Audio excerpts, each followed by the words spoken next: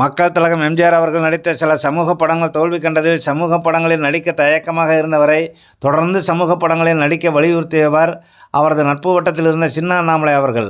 மேலும் தானே தயாரிப்பதாக கூறி தேவானந்த் நடித்த பாக்கெட்மார் ஹிந்தி படத்தை பார்க்க வைத்து கதையை எம்ஜிஆர் அவர்கள் ஒப்புக்கொள்ள இயக்குநராக நீலகண்டன் அவர்களை நியமித்து சரோஜாதேவியை கதாநாயகியாக அறிமுகப்படுத்தினார் சின்ன அண்ணாமலை அவர்கள். படத்திற்கு தலைப்பு யோசித்த போது லட்சக்கணக்கில் செலவு செய்து தயாரிக்கும் படத்தின் மூலம் மக்களுக்கு ஏதாவது நல்ல நீதிகள் கிடைக்க வேண்டும், அதேபோல் பெயரும் ஒரு நீதியை போதிப்பதாக அமைய வேண்டும்.